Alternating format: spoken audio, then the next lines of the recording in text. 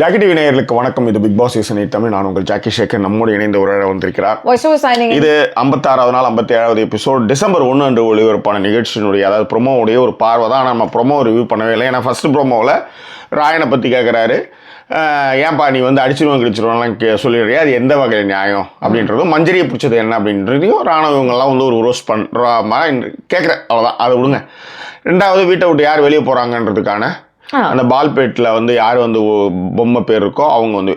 மூணாவதாக வந்து இந்த ரோஸ்ட், இந்த பிரியாணி, திருட்டு பிரியாணியை பற்றி அவர் கேட்டுட்டாரு அப்படின்னு நேற்றே எல்லாருமே வந்து சமூக வலைதளங்களில் போட்டுட்டு இருந்தாங்க. சரி, ஓகே, அவர் வந்து கேட்குறது வந்து ரொம்ப பெரிய விஷயம் தானே, அவர் எப்படி அதை அட்ரஸ் பண்ணுறாருன்றது தான் நான் ஆர்வமாக இருந்தேன்.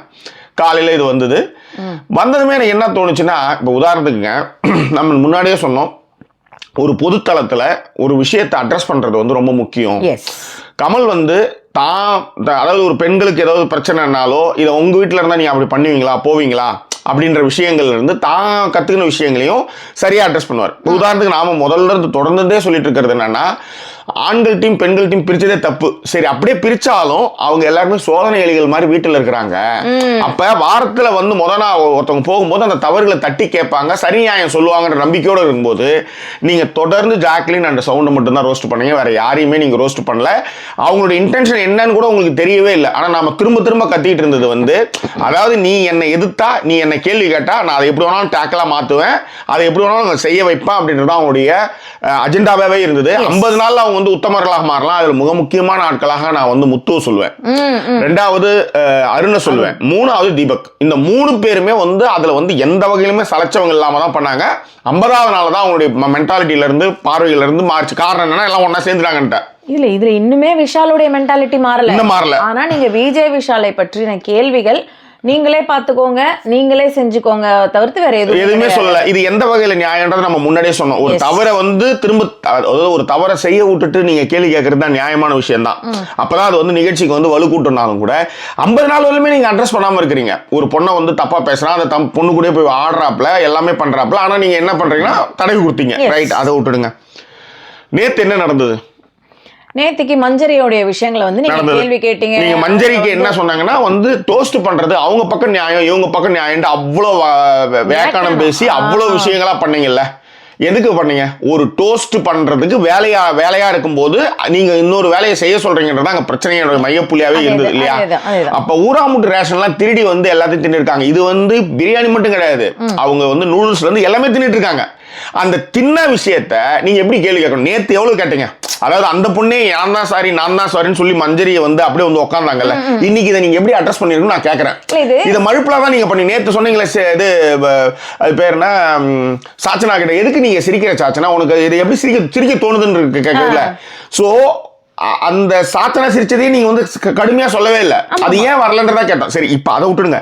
இன்னைக்கு இந்த திருட்டு பிரியாணி குரூப் கேங்க வந்து பிடிச்சது சொல்லுங்க. இல்ல, இதுல 2 பாயிண்ட் தான் ஜாக்கி. ஒண்ணு வந்து நான் எப்படி யோசிச்சேன் அப்படின்னா, நல்ல வேலை இப்ப எல்லாம் எப்படி மனசை சார்ந்து படுத்த வேண்டி இருக்குன்னா, நல்ல வேலை ரொம்ப அழகா இருந்ததுங்க. நீங்க எல்லாருமே வந்து ஒருத்தர் மட்டும் சமைச்சு சாப்பிட்டுக்காம முழிச்சிட்டு இருந்த அத்தனை பேரும் எல்லாருமா உட்கார்ந்து நம்ம வீடுகள்ல உட்கார மாதிரி ஒரு மாதிரி ரவுண்டா உட்கார்ந்து ஆளுக்கு ஒரு ரூபா வந்து பிரியாணி செஞ்சு சாப்பிட்ட அந்த விதமே ரொம்ப அழகா இருந்தது பார்க்க.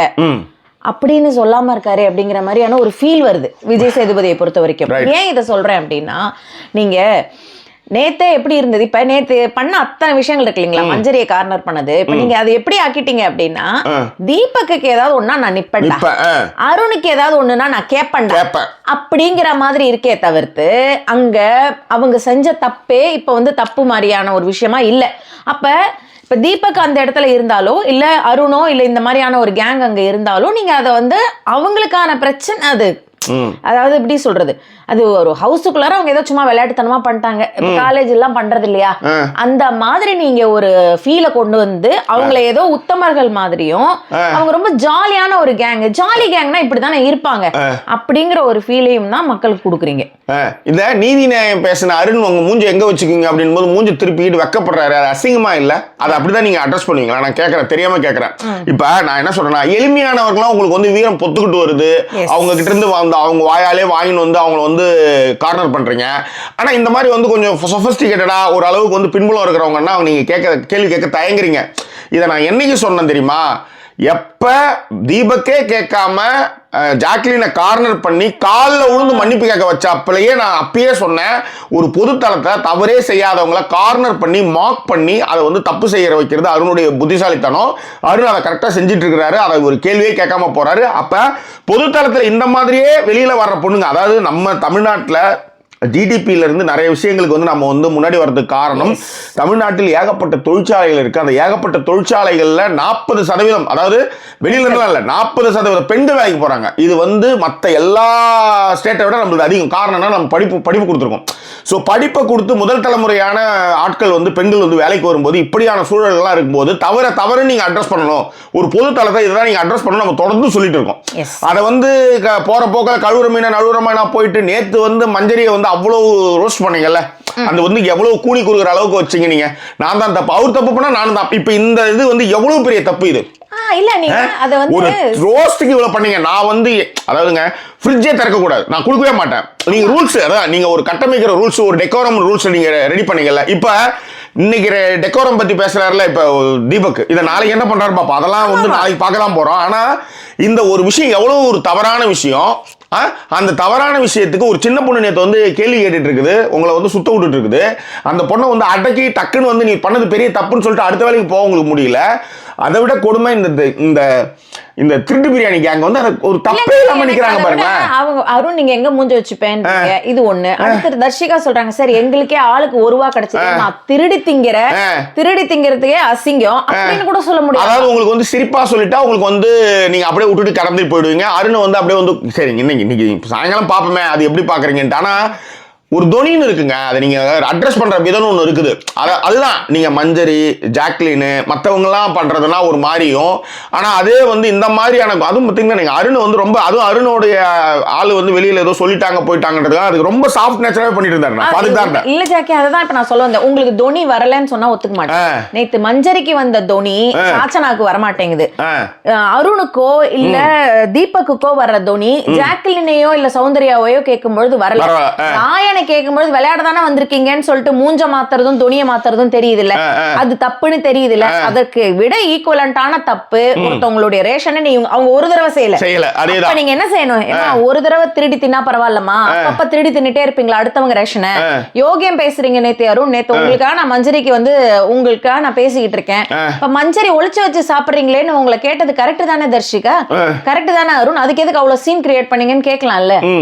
இல்ல நீதி நியாயம் பேசினாரு மூஞ்சி எங்க வச்சுக்கோறன்னு போது அது ஃபுல்லா பார்க்கும்போது தான் தெரியும். ஆனா துணி ரொம்பவே தப்பா இருக்குது அப்படின்றதுதான். இல்ல எனக்கு இதுல இன்னொரு விஷயமும் இருந்தது ஜாக்கி, சொன்ன பாயிண்ட்னால சொல்றேன். ஏன்னா நீங்க ஒரு ப்ரோமோவை அதை ஹாப்பியாவும் ட்ரிகர் பண்ணி விடுறதுக்காக பேக்ரவுண்ட் மியூசிக் இருக்கு. அந்த பேக்ரவுண்ட் மியூசிக் தான் போட்டிருந்தாங்க. ஒருவேளை நிகழ்ச்சியில அது வந்து மியூசிக் இல்லாமலும் அவர் கேட்கிற துணியும் வந்து எப்படி இருக்குங்கிறதையும் அங்க கண்டிப்பா பார்க்கலாம். ப்ரோமோவை பார்த்து நம்ம வந்து என்னைக்குமே வந்து சொல்றது இல்ல. ஆனா இந்த அருணுடைய சிரிப்புன்றது நேற்று சாச்சனா எப்படி சிரிக்கிறீன்னு கேட்கறதுக்கு நிகரான சிரிப்புன்ற நான். அவரு ஒன்னும் தேச சேவை செஞ்சுட்டு வந்து இந்த லவ் கண்டென்ட் கொடுத்துட்டு அப்படி பண்ணல. இன்னொருத்தர் சோத்தை திருடி தின்னு இருக்காங்க. ஒரு டோஸ்ட்டுக்கு வந்து அவ்வளவு வியாக்கியானம் பேத்து மார்க் பண்ணது போனது வந்ததெல்லாம் இந்த மார்க் பண்றது வந்து எப்படின்னா ஒரு கையை வந்து குமுறது வந்து முன்னாடியே மஞ்சரிக்கு அவர் செஞ்சிருக்காரு. அதனுடைய இன்டென்ஷன் தான் அவங்க தொடர்ந்து ஃபாலோ பண்ணிட்டு வந்து தான் வந்து அதை வந்து பேசுறாங்க. மஞ்சரி மென்ஷன் பண்ணாங்க. பட் இவர் எப்படி சொல்லிட்டாருன்னா, நான் நேத்து செஞ்சது நான் அப்படி செய்யவே இல்ல, நான் அதனாலதான் அவங்களே என்கிட்ட பேசாதீங்கன்னு நான் சொன்னேன். பட் மஞ்சரி வந்து சண்டை போட்டாங்க. மூஞ்ச பார்த்தா கூட நான் திரும்பின்னு போயிடுவேன், பஸ் விட்டு இறங்கிட்டு போயிடுவேன்ற மாதிரி ஆன விஷயத்தை தான் அவர் சொன்னாரு. ஓகேவா? இதுக்கு முன்னாடி அதனாலதான் அவங்க வந்து அதனுடைய நீட்சி தான் அவங்க ஏற்கனவே ட்ரிகர் ஆனதுன்னு வச்சுக்காங்க. ஆனா என்னன்னா மஞ்சரியோட தப்பி நம்ம சொன்னோம். ஒரு விஷயத்தை ஆர்டிகுலேட்டிவா பேசணும், இல்லைன்னா அந்த பிரச்சனை எடுக்கக்கூடாது. முன்னுக்கு பின் முரணா நிறைய விஷயம் விட்டு போயிட்டாங்க. ரைட், அது அவங்களுடைய தவறாவே இருந்துட்டு போதும், அவங்களுக்கு அதை சொல்ல தெரியலன்னே வச்சுக்கோங்களேன். இங்க ஒரு பெரிய ரேஷனிங் ஸ்கேம் நடந்திருக்கு தான் சொல்லுவேன். இது எப்படி நீங்க கடந்து போவீங்கன்றதான் என்னுடைய கேள்வி. ஆக்சுவலி ரொம்ப கேஷுவலா இப்ப நாளைக்கு அப்ப நீங்க ஒரே ஒரு பனானா எடுத்து தின்னதுக்கு அந்த பொண்ணு அவ்வளவு கேள்வி கேட்டு சௌந்தர்யாவை, அப்ப உங்களுக்கு தோணுமா இல்லையா? நாளைக்கு forget about audience, உள்ள இருக்கிற கண்டஸ்டன்ட் உங்களை எப்படி மதிப்பாங்க? நீங்க இந்த விஷயத்த கடந்து போனீங்கன்னா, இப்ப நான் சௌந்தர்யாவா இருக்கேன்னா எனக்கு என்ன தோணும், ஏன்பா ஒரே ஒரு பனானா அதை எடுத்து சாப்பிட்டதுக்கு அவ்வளவு கேள்வி கேட்டாப்ல, இப்ப என்ன இந்த கேங்கே விட்டு போறாப்ல, நீங்க சொல்றத அவங்க எப்படி வந்து நம்புவாங்க? நீங்க ஒரு நம்பிக்கைக்கு பாத்திரமான ஒரு ஆளா அவங்க உங்களை எப்படி பார்ப்பாங்க? நீங்க சொல்வதே அவங்க எப்படி மதிப்பாங்க? அதேதான் இததான் நீங்க வந்து செஞ்சுக்கிட்டு இருக்கீங்கன்னு சொல்றேன்.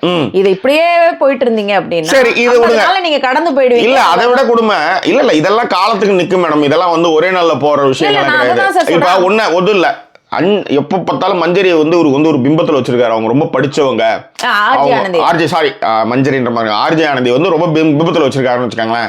ஏமா இவ்வளவு பேசுற, இவ்வளவு புத்தகம் படிச்சிருக்க, அடுத்தவங்க சொத்தை சாப்பிடுறிய, உனக்கு வெக்கமா இல்லைன்னு கேட்க முடியாது. அப்படி கேட்க வேண்டாம். நீ இது வந்து இப்படி ஒரு வேர்டு ரொம்ப இதுதான். ஏமா இன்னொருத்தவங்களுடைய ரேஷன் எடுத்து சாப்பிடுறீங்களே, நீங்க படிச்சவங்க தானே, நீங்க தான் அங்க அட்வைஸ் படிச்ச பண்ணுங்க. புத்தகத்துல இப்படிதான் இருக்கா அப்படியே கேட்கலாம்னு கேட்கறேன் நானு. நீங்க மத்த விஷயத்துக்கு எடுத்து வரீங்கல்ல, ஆனந்தி மேல ஒரு ஸ்பெஷல் கன்சர்ன் இருக்குது, அவங்களை வந்து ஒரு படித்த ஒரு விஷயமாவும் அவங்களை வந்து ஒரு பண்புள்ள ஒரு அளவு நீங்க பாக்குறீங்கல்ல, இதுல எப்படி நீங்க சிரிக்கிறீங்க? இப்ப ஒண்ணும் இல்ல, அதே சிரிப்பை தான் வந்து தர்ஷிகா கொடுத்தாங்க. நாங்களே கொஞ்சம் கொஞ்சம் தான் சார் சாப்பிட்டோம். அப்ப வாழைப்பழத்தை கேட்க அதுதான் சொல்றேன். நீங்க முன்னுக்கு பின் முரணா நீங்க போயிட்டு இருக்கீங்க. ஒருத்தன் ஒரு கண்ணுல ஒரு வெண்ணையும் ஒரு கண்ணுல வந்து சுண்ணாமும் வைக்கிறது எந்த வகையிலுமே நியாயம் கிடையாது. எல்லாத்த விட மிக முக்கியமான விஷயம் என்னன்னா, நீங்க சரின்னு சொன்னா மட்டும்தான் இத்தனை கோடி மக்கள் பார்க்குற இடத்துல அது சரியாகும். இல்லைன்னா அது வளர தலைமுறைக்கு வந்து அது ஒரு தவறான கற்பிதத்தை உருவாக்கும்ன்றத நான் தொடர்ந்து சொல்லிட்டு வரேன். நான் எல்லாத்த விடங்க நீங்க இது அதுதான் நான் இப்ப அதுக்கு தான் சொல்லுவேன். இந்த 50 நாளை விட்டுட்டு போயிட போறோம் நீங்க நினைச்சுக்கிட்டு இருக்கீங்க. இது கிடையாது. நாளைக்கு உங்களை ஒரு சொசைட்டில மதிக்கணும்னாலே நீங்க ஏதாவது சொன்னீங்கனாலே உங்க பேர்லயே நம்பிக்கை வராது. forget about contestant, forget about everything. நீங்க ஒரு சொசைட்டில நாளைக்கு போய் யாருக்காவது ஒரு அட்வைஸ் பண்றீங்கன்னு வச்சுக்கோங்களேன், உங்களை பாக்குற விதமே வேற மாதிரி இருக்கும். நீ என்ன அட்வைஸ் பண்ற அப்படிங்கிற மாதிரி இருக்கும். அந்த ஒரு விஷயத்தை விஜய் சேதுபதி இழந்துடக்கூடாது அப்படிங்கறதான் திரும்ப திரும்ப நம்ம வந்து சொல்லிக்கிட்டே இருக்கோம். அது அவர் கையில தான் இருக்கு. அது இல்லங்க, அதுதான் நம்ம முன்னாடியே சொல்றது. அதுதான் பெண்களை வந்து ஒண்ணும் இல்ல, ஒரு ஒரு பையனுக்கு 100 தோப்பு காரணத்துக்கு நீங்க கேள்வி கேட்டீங்களா? அதே தானே. அப்ப அந்த மஞ்சரிக்கு அதே விஷயத்த நீங்க கேட்கணும் இல்ல? ஏன் மஞ்சரி உங்களுக்கு ஞாபகம் வரல? ஆனா எனக்கு ஞாபகம் இருக்கு. பெண்கள் டீம் என்னமா இப்படி பேசுறீங்க? ஏன் உங்களுக்கு எல்லாம் மறந்து போயிடுமா? ஏன் சொல்லுங்களேன். அவங்களுக்கு மறந்ததாகவே இருக்கட்டுமே, ஏன் அதை சொல்லுங்க. அவங்க அந்த மஞ்சரியும் சரி பவித்ராவும் சரி அந்த மாதிரி டாஸ்க் கொடுத்தாங்க அவங்க. நீங்க வந்து ஒரு ஹூக் ஸ்டெப் போறதுக்கு நீங்க எவ்வளவு கதை வளர்த்தீங்க. அதை அன்னைக்கே சொல்லிருந்தீங்கன்னா அது கரெக்டா வந்திருக்குமா இல்லையா? இதைதான் நம்ம தொடர்ந்து சொல்லிட்டு இருந்தோம். அதாவது ஒரு பையனை ஒரு பொண்ணு எதிர்க்கவே கூடாதுன்றதான் நீங்க வந்து பதிவு பண்ணிட்டே இருந்தீங்க. அதுக்கான ஹவுஸ்மெண்ட்ஸ்க்கு எல்லாருக்குமே வெண்சாமனை வீசிட்டு இருந்தீங்கன்னு சொல்லுவேன். இப்பயும் பிரியாணி குரூப்புக்கும் வந்து அவங்க சிரிச்சிட்டு தான் இருக்காங்களோ, அந்த சீரியஸ்னஸே தெரியல. நேற்று மஞ்சரி வந்து அழகா சொல்லி உங்க மேலதான் தப்பு, என் மேலதான் தப்புன்னு அவங்களை உட்கார வச்சிங்க. இப்ப என்ன செய்ய போறீங்கன்றதான் பாக்குறதுக்கு ஆவலா இருக்கிறேன். பாப்போம் அதையும். அதுதான் மேட்ரு. இந்த ப்ரோமோ பார்த்துமே எல்லாருமே சூப்பர். இதையாவது அதாவது நேற்று வந்து சாச்சனாவுக்கே வந்து எல்லாரும் ஃபயர் விட்டுட்டு இருந்தாங்க. அவர் கேட்டது வந்து கேட்டது எப்படி கேட்கறது? ஜாக்கி அததான் இப்ப நான் சொல்றேன் இல்லீங்களா? அதேதான் இங்கேயும் கேட்டாரு திருட்டுக்காங்க காட்டாரு நேத்தே கேட்டாங்க. ஒரு விஷயத்துக்கு நீங்க அடிக்கடி சொல்வீங்க தெரியுங்களா? பெட்ரோல் விலையை வந்து 110 ரூபாய் ஏத்திட்டு 2 ரூபாய் குறைக்கும் போது நம்ம என்ன சொல்றோம்? 2 ரூபாய் குறைச்சிட்டாங்க. சாதாரண விஷயம் இல்லைங்க. அப்ப நம்ம யோசிக்கணும்ல, பெட்ரோல் விலை 90 ரூபாயில இருந்தது, 75 ரூபாயில இருந்தது. இல்ல ஒரு எக்ஸாம்பிள் சொல்றேன், 90 ரூபாயில இருந்ததுமா அதை 106க்கு மேல ஏத்தி, அதாவது 16 ரூபாய்க்கு மேல ஏத்தி அதுல 1 பைசாவோ 2 பைசாவோ குறைக்கும் பொழுதோ இல்ல 1 ரூபாய் குறைக்கும் பொழுதோ நீங்க எப்படி எடுத்துட்டு வரீங்கன்னா வாவ், இப்பயாவது ஒரு வாவ் ஃபேக்டருக்கு எடுத்துட்டு வர வைக்கிற மாதிரி. அந்த மாதிரி தான் இந்த ப்ரோமோ இருந்தது. இந்த நிகழ்ச்சி இப்படிதான் இருக்கு. அது என்னன்றத பாப்போம். சோ உங்கள் கருத்துக்களை பின்னூட்டங்கள் தெரியப்படுத்துங்க. இன்னும் வேறொரு எபிசோட் சந்திக்கிறோம். அதோட நன்றி கூறி விடுவது உங்கள் ஜாக்கி சேகர் மற்றும் வாய்ஸ் ஓவர் சைனிங் ஆஃப்.